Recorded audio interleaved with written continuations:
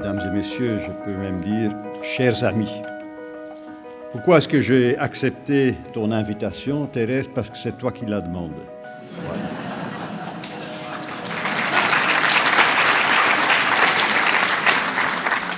Quand j'étais président de la Chambre, effectivement, on a même travaillé ensemble. Et j'ai aucun gêne de travailler avec un député écolo. J'ai une sœur communiste. Voilà.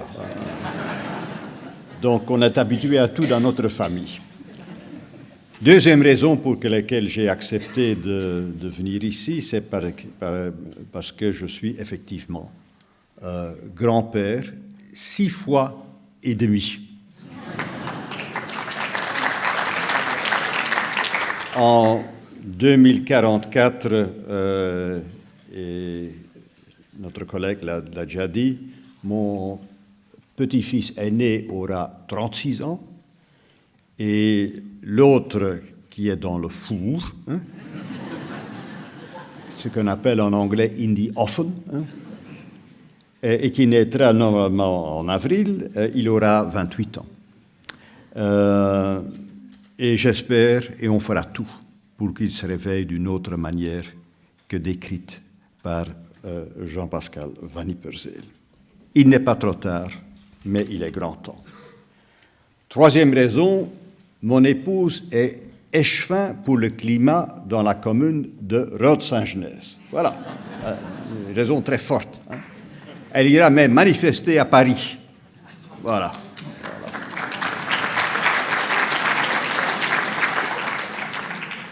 Et bien sûr, vous m'avez surtout demandé parce que je suis l'ancien président du Conseil européen. Toutes les autres raisons sont intéressantes et sympathiques, mais c'est la grande raison. Et je suis très fier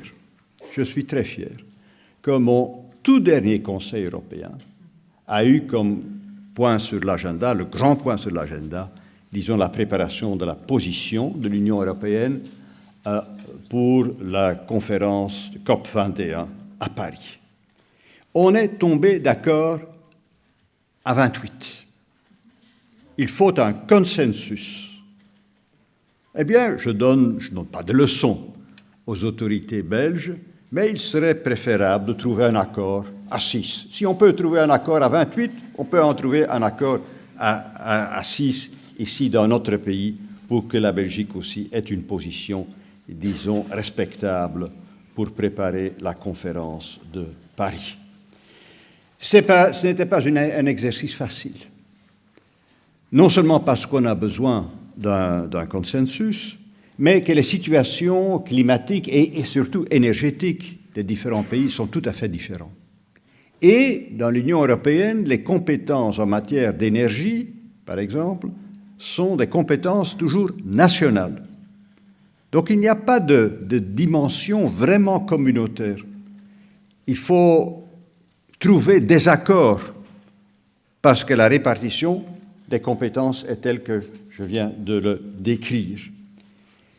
C'est particulièrement difficile parce que, tenant compte de toutes ces différences, eh bien, on doit fixer un objectif. Et certains ne peuvent pas, disons, atteindre l'objectif voulu. Je donne l'exemple des moins 40%, j'y reviendrai, en émissions CO2 en 2030. Pour eux, c'est très difficile de l'atteindre et pour eux, ça suffit d'avoir 35, 36, 37. Mais si eux font 36, les autres doivent faire 42, 43, 44. Donc, ce n'est pas ce qu'on appelle maintenant un win-win. C'est un zero-sum game. Ce que l'un fait de moins, l'autre doit faire de plus. Ça ne rend pas les choses faciles. C'est un accord ambitieux, puisque notre objectif est de faire moins 40% en 2030 en émissions CO2 par rapport à l'année de référence qui est 1990. Et c'est une obligation légale, elle est contraignante, c'est une loi, pour ainsi dire. Donc c'est un objectif ambitieux. Est-ce que c'est un objectif crédible? Oui, Parce que l'autre objectif, de faire moins 20% en 2020, on l'atteindra. On fera même plus. 23, 24%. Et donc, c'est tout à fait crédible si on a un nouvel objectif qui est fort ambitieux. Est-ce que c'est faisable? Oui, c'est faisable.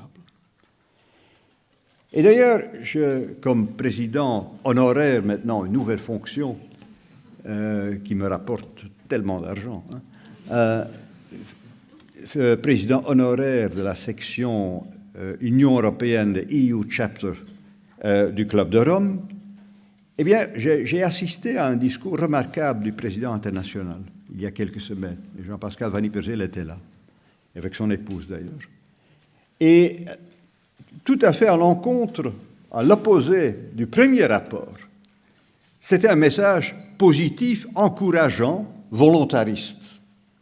Ce n'était pas le scénario, ce qu'on appelle en anglais le doomsday, le catastrophe. Non, technologiquement, tout est faisable. On a les instruments pour le faire. On sait ce qu'on doit faire. Mais ce n'est pas parce qu'on voit le bien qu'on agit de sorte. On est dans la salle de Socrate.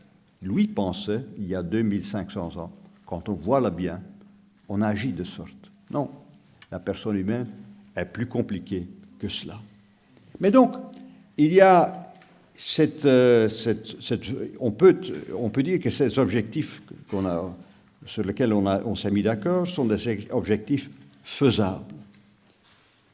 Bien sûr, on doit garder l'unité. On est à 28 et on doit garder les 28 à bord.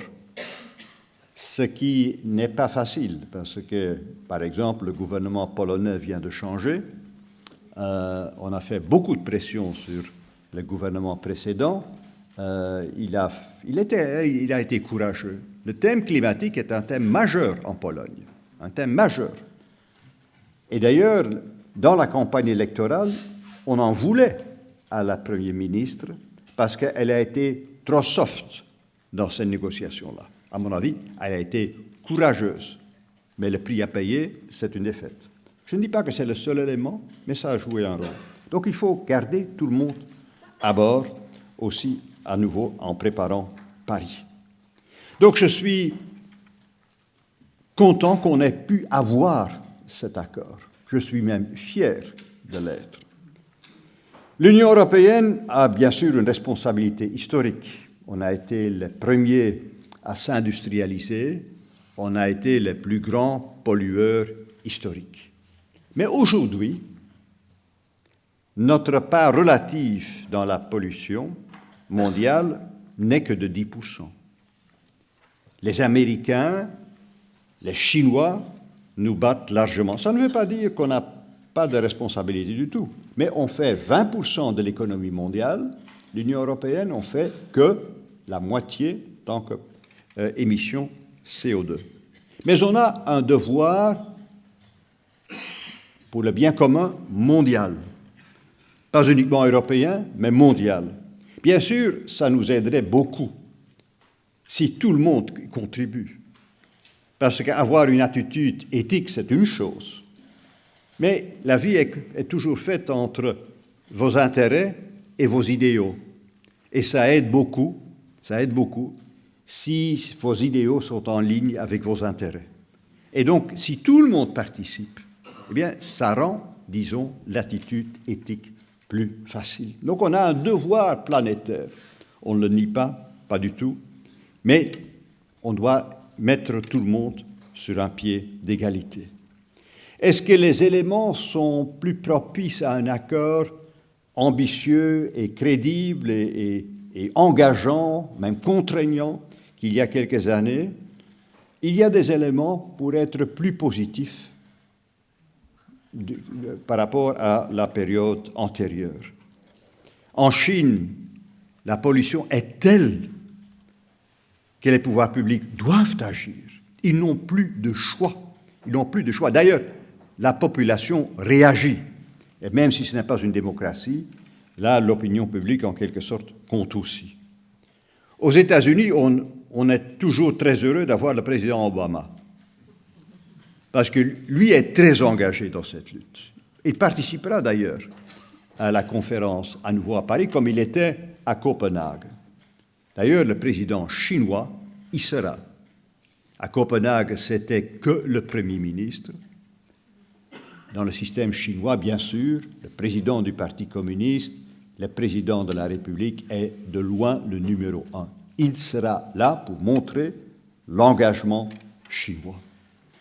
Et donc, il y a une prise de conscience sur le plan politique, je dirais, qui est plus forte qu'il y a 6 ans. L'Union européenne y sera. Elle parlera d'une voix. On s'est moqué souvent du fait que l'Union européenne ne pouvait pas parler d'une voix, et à Copenhague, c'était très visible.